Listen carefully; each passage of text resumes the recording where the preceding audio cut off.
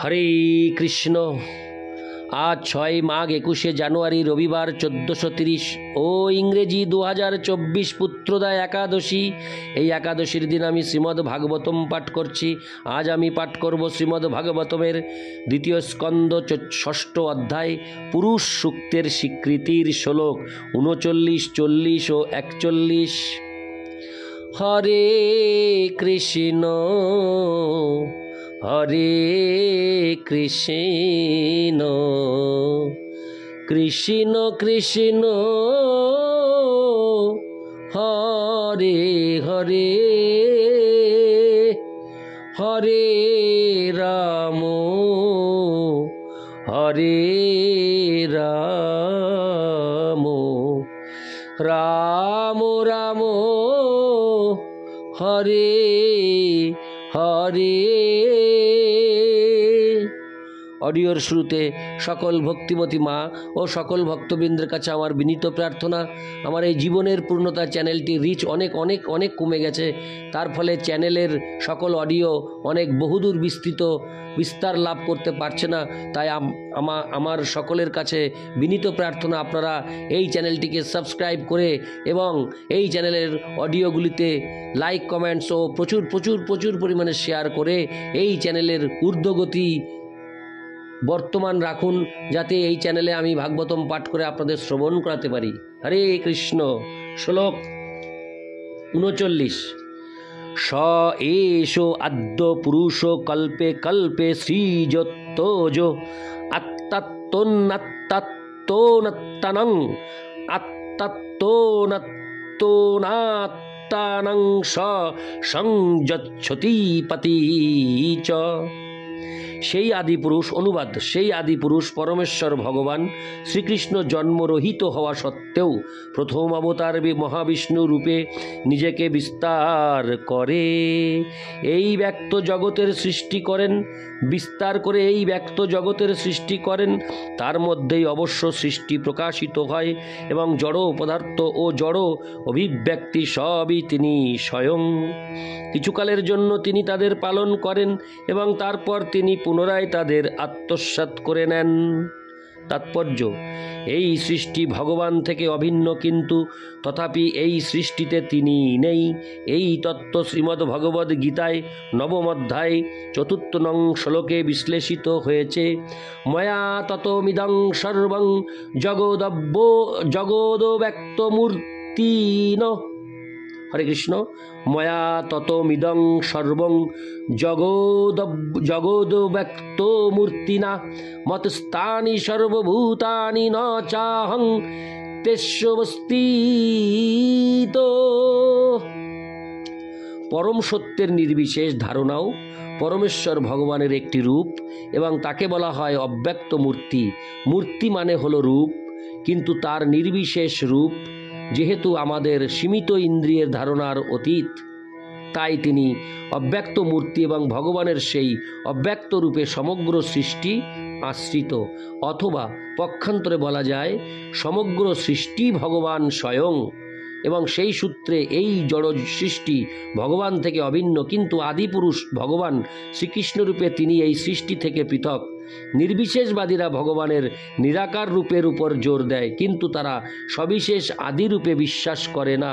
বৈষ্ণবেরা কিন্তু ভগবানের সেই আদি রূপ স্বীকার করেন, যার একটি প্রকাশ হচ্ছে এই নির্বিশেষ রূপ।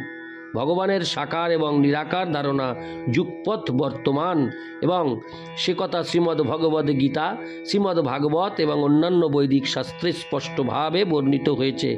মানব বুদ্ধির অকল্পনীয় এই বিচারশাস্ত্র প্রমাণের ভিত্তিতে স্বীকার করা উচিত এবং ভগবদ্ ভক্তির প্রগতির মাধ্যমে কেবল ব্যবহারিকভাবে সেই তত্ত্ব উপলব্ধি করা সম্ভব। মানসিক জল্পনা কল্পনা বা তর্ক বিতর্কের মাধ্যমে তাকে জানা কখনোই সম্ভব নয়। নির্বিশেষবাদীরা আরোহী পন্থার উপর নির্ভর করে এবং তাই তারা আদি পুরুষ ভগবান শ্রীকৃষ্ণ সম্পর্কে সর্বদা অজ্ঞানের অন্ধকারে আচ্ছন্ন থাকে। শ্রীকৃষ্ণ সম্পর্কে তাদের কোনো স্পষ্ট ধারণা নেই, যদিও সমস্ত বৈদিক শাস্ত্রে তার সম্বন্ধে সব কিছু স্পষ্টভাবে উল্লেখ করা হয়েছে। তাদের অল্প জ্ঞানের মাধ্যমে তারা ধারণা করতে পারে না যে ভগবান তার স্বরূপে কিভাবে সব কিছুর মধ্যে নিজেকে বিস্তার করতে পারেন। তাদের এই অপূর্ণতার কারণ তাদের এই জড় ধারণা যে কোনো বস্তু বিভিন্ন অংশে বিভক্ত হলে তার মূল রূপটি আর বর্তমান থাকে না। আদিপুরুষ ভগবান গোবিন্দ মহাবিষ্ণু রূপে নিজেকে বিস্তার করে তার সৃষ্টি কারণ সমুদ্রে শয়ন করেন।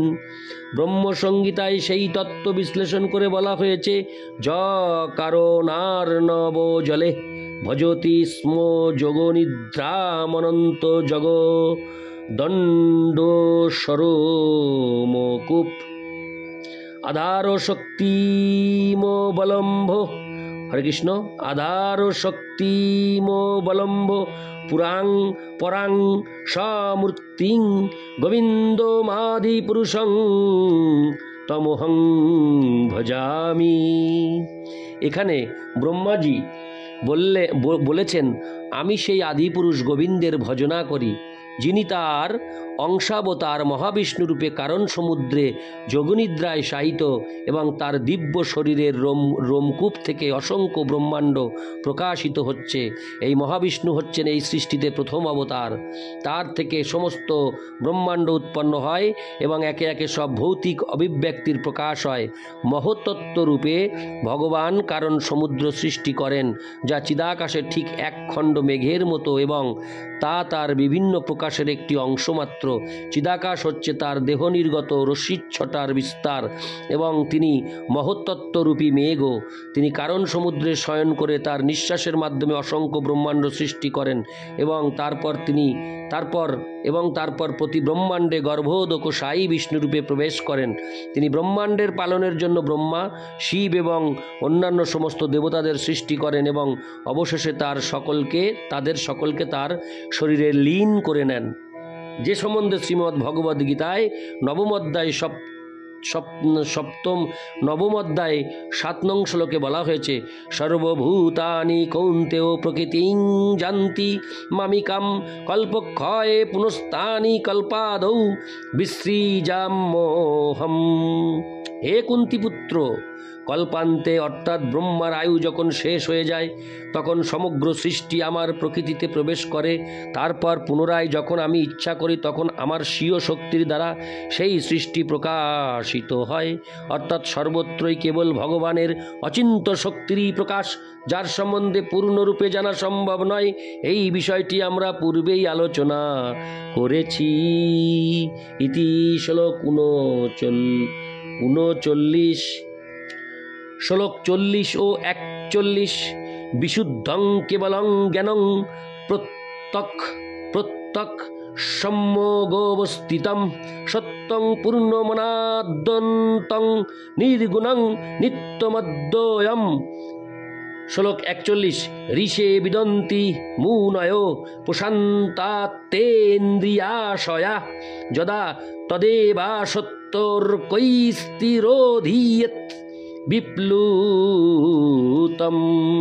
অনুবাদ: পরমেশ্বর ভগবান পূর্ণ, শুদ্ধ এবং জড়জগতের সমস্ত কলুষ থেকে মুক্ত। তিনি পরম সত্য এবং পূর্ণ জ্ঞানের মূর্ত বিগ্রহ। তিনি সর্বব্যাপ্ত, অদ্বিতীয়, অনাদি এবং অনন্ত। হে মহর্ষি নারদ, মহান মুনিরা সব রকম জড় কামনা বাসনা থেকে মুক্ত হয়ে যখন অবিচলিত ইন্দ্রিয়ের শরণ গ্রহণ করেন তখন তাকে জানতে পারেন। অন্যথা বৃথা তর্কের দ্বারা সব কিছু বিকৃত হয়ে যায় এবং ভগবান আমাদের দৃষ্টির অগোচরে চলে যান। হরে কৃষ্ণ।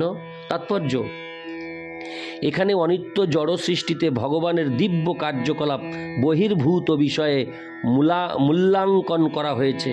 মায়াবাদ দর্শন প্রতিপন্ন করতে চেষ্টা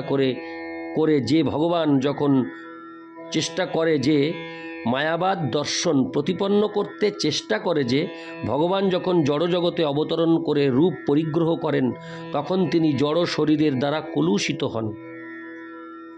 সর্বাবস্থায় ভগবানের পূর্ণ শুদ্ধতা বিশ্লেষণ করার মাধ্যমে সেই অপসিদ্ধান্ত সম্পূর্ণরূপে নিরস্ত হয়েছে। মায়াবাদ দর্শনে বলা হয় যে আত্মা যখন অজ্ঞানের দ্বারা আচ্ছাদিত হয় তখন সে জীব, এবং যখন সে অজ্ঞানের বা অবিদ্যার আবরণ থেকে মুক্ত হয় তখন সে নির্বিশেষ ব্রহ্মে লীন হয়ে যায়। কিন্তু এখানে বলা হয়েছে যে ভগবান পূর্ণতা এবং পরম জ্ঞানের নিত্য প্রতীক, এটি হচ্ছে তার বৈশিষ্ট্য। তিনি সর্বাবস্থাতেই জড়কলুষ থেকে মুক্ত। এই বৈশিষ্ট্য সাধারণ জীব থেকে ভগবানের পার্থক্য প্রতিষ্ঠা করে, কেননা জীবের মধ্যে অজ্ঞানের বশীভূত হওয়ার প্রবৃত্তি থাকে এবং তার ফলে সে বিভিন্ন প্রকার জড় উপাধি গ্রহণ করে। বেদে বলা হয়েছে যে ভগবান বিজ্ঞানমানন্দম, অর্থাৎ তিনি জ্ঞান এবং আনন্দে পূর্ণ। তার সঙ্গে বদ্ধ জীবের তুলনা করা চলে না, কেননা জীবের মধ্যে কলুষিত হওয়ার প্রবৃত্তি থাকে, কিন্তু ভগবান কখনো জড় কলুষের দ্বারা কলুষিত হন না। যদিও মুক্তির পর জীব ও ভগবানের গুণাবলিতে বিভূষিত হয়, কিন্তু কলুষিত হওয়ার প্রবৃত্তির ফলে জীব ভগবান থেকে ভিন্ন। বেদে বলা হয়েছে শুদ্ধম পাপ বিদ্ধম, জীবাত্মা পাপের দ্বারা কলুষিত হয়, কিন্তু ভগবান কখনো কলুষিত হন না। ভগবানের তুলনা শক্তিশালী সূর্যের সঙ্গে করা হয়েছে। সূর্য এতই শক্তিমান যে কোনো রকম সংক্রমণের দ্বারা সে কখনো কলুষিত হয় না। পক্ষান্তরে সূর্য কিরণের প্রভাবে সংক্রামিত বস্তু বীজাণুমুক্ত হয়ে যায়। তেমনি ভগবান কখনো পাপের দ্বারা কলুষিত হন না। পক্ষান্তরে ভগবানের সংস্পর্শে আসার ফলে পাপীরা নিষ্পাপ হয়ে যায়। ভগবানও সূর্যের মতো সর্বব্যাপ্ত, এবং তাই এই শ্লোকে প্রত্যেক শব্দটি ব্যবহার করা হয়েছে। কোনো কিছুই ভগবানের অস্তিত্বের বহির্ভূত নয়, সব কিছুর অন্তরেই ভগবান বিরাজমান, এবং জীবের কার্যকলাপের দ্বারা প্রভাবিত না হয়ে তিনি সব কিছুকে আচ্ছাদন করেন। তাই তিনি অনন্ত এবং জীব অনুসদৃশ। বেদে বলা হয়েছে যে কেবল ভগবানেরই অস্তিত্ব আছে, আর অন্য সকলেই তার অস্তিত্বের উপর নির্ভরশীল। তিনি সকলের অস্তিত্ব ক্ষমতার উৎস। তিনি সমস্ত নিরপেক্ষ সত্যের পরম সত্য। তিনি সকলের সমস্ত ঐশ্বর্যের উৎস, এবং তাই কেউই তার সমান ঐশ্বর্যশালী হতে পারে না। ধন, যশ, বীর্য, সৌন্দর্য, জ্ঞান এবং বৈরাগ্য আদি সমস্ত ঐশ্বর্যে পূর্ণ হওয়ার ফলে তিনি হচ্ছেন পরম পুরুষ। আর যেহেতু তিনি পুরুষ, তাই তার বহু গুণাবলী রয়েছে, তবে তিনি সব রকম জড় গুণেরই অতীত। আমরা ভূত গুণ হরি শ্রীমদ্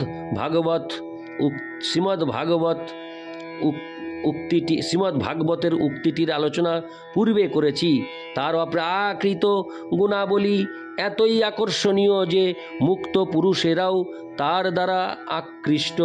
যদিও তিনি সর্বপ্রকার সবিশেষ গুণের দ্বারা গুণান্বিত, তা সত্ত্বেও তিনি সর্বশক্তিমান। তাই ব্যক্তিগতভাবে তার কিছু করণীয় নেই, কেননা তার সর্বশক্তিমান শক্তির দ্বারা সব কিছুই সম্পাদিত হয়ে যায়। বৈদিক মন্ত্রে সে কথা প্রতিপন্ন হয়েছে, পরাশ্ব শক্তির্বিবিধৈব শ্রূয়তে স্বাভাবিকী জ্ঞান বল ক্রিয়া চ। এর দ্বারা ভগবানের বিশিষ্ট চিন্ময় রূপের সংকেত পাওয়া যায়, যা ভৌতিক ইন্দ্রিয়ের দ্বারা কখনো অনুভূত হয় না। তাকে দর্শন করা তখনই সম্ভব হয় যখন ইন্দ্রিয় সমূহ ভক্তির দ্বারা শুদ্ধ হয়। প্রকৃতপক্ষে ভগবান এবং জীবের মধ্যে বহু বিষয়ে মৌলিক পার্থক্য রয়েছে। ভগবানের সঙ্গে কারোরই তুলনা করা চলে না। যে বিষয়ে বেদে ঘোষণা করা হয়েছে একমেবাদ্বিতীয়ং ব্রহ্ম দ্বৈতাদ্বৈভয়ং ভবতি, ভগবানের কোনো প্রতিদ্বন্দ্বী নেই, এবং তাই তিনি কারো ভয়ে ভীত নন, এবং কেউই তার সমকক্ষ নয়। যদিও তিনি হচ্ছেন অন্য সমস্ত জীবেদের উৎস, তবুও তার এবং জীবের মধ্যে মৌলিক পার্থক্য রয়েছে। তা না হলে পূর্ববর্তী শ্লোকের উক্তি ন জং বিদন্তি তত্ত্বেন, অর্থাৎ কেউই তাকে পূর্ণরূপে জানতে পারে না, এই উক্তিটির কোনো প্রয়োজন ছিল না। কেউই যে তাকে পূর্ণরূপে জানতে পারে না, সে কথাই এই শ্লোকেও বিশ্লেষণ করা হয়েছে, কিন্তু এখানে কিছু পরিমাণে তাকে জানার যোগ্যতার উল্লেখ করা হয়েছে। প্রশান্তরাই অর্থাৎ ভগবানের অনন্য ভক্তরাই কেবল তাকে বিশদভাবে জানতে পারে।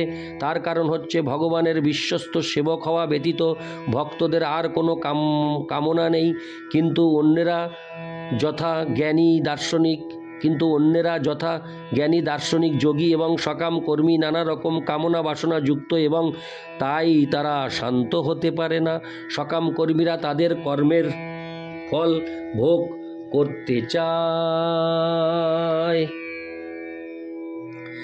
যোগীরা সিদ্ধি লাভ করতে চায় এবং জ্ঞানীরা ভগবানের অস্তিত্বে লীন হয়ে যেতে চায়। যতক্ষণ পর্যন্ত জীবের ইন্দ্রিয় তৃপ্তি সাধনের বাসনা থাকে ততক্ষণ তার শান্ত হওয়ার কোনো সম্ভাবনা থাকে না। পক্ষান্তরে অর্থহীন শুষ্ক মনোধর্মী তর্কের দ্বারা সব কিছু বিকৃত হয়ে যায় এবং তার ফলে ভগবান তাদের উপলব্ধি থেকে আরও দূরে সরে যান। শুষ্ক জ্ঞানীরা তপশ্চর্যা এবং কৃচ্ছ সাধন করেন বলে কিছু পরিমাণে ভগবানের নির্বিশেষ রূপ সম্বন্ধে অবগত হতে পারেন, কিন্তু তাদের পক্ষে তার চরম রূপ গোবিন্দকে জানার কোনো সম্ভাবনা নেই। কেননা অমূলাত্ম বা সম্পূর্ণরূপে নিষ্পাপ ব্যক্তিরাই কেবল শুদ্ধ ভগবদ ভক্তির পন্থা গ্রহণ করতে পারেন এবং তার ফলে তার স্বরূপে তাকে জানতে পারেন, যে সম্বন্ধে শ্রীমদ্ ভগবদ গীতায় 7ম অধ্যায় 28 নং শ্লোকে বলা হয়েছে, যেষাং তন্তগতং পাপং জনানং পুণ্যকর্মণম তে দ্বন্দ্বমোহ নির্মুক্তা ভজন্তে মাং দৃঢ়ব্রতা। ইতি শ্লোক 41। হরে কৃষ্ণ। সকল ভক্তিমতী মা ও ভক্তবৃন্দের কাছে আমার বিনীত প্রার্থনা, আপনারা আমার এই জীবনের পূর্ণতা ইউটিউব চ্যানেলটিকে সাবস্ক্রাইব করে প্রচুর লাইকস, কমেন্টস ও শেয়ার করে অনেক দূর পর্যন্ত এগিয়ে দিন। বর্তমানে এই চ্যানেলটির রিচ কমে গেছে, তাই আপনাদের কাছে বিনীত প্রার্থনা, আপনারা অবিলম্বে এই চ্যানেলটিকে অনেক দূর পৌঁছে দিন নিজ গুণে, যাতে আমি শ্রীমদ্ ভাগবতম পাঠ করে আপনাদের শ্রবণ করিয়ে আমার জীবন সার্থক করতে পারি। হরে কৃষ্ণ।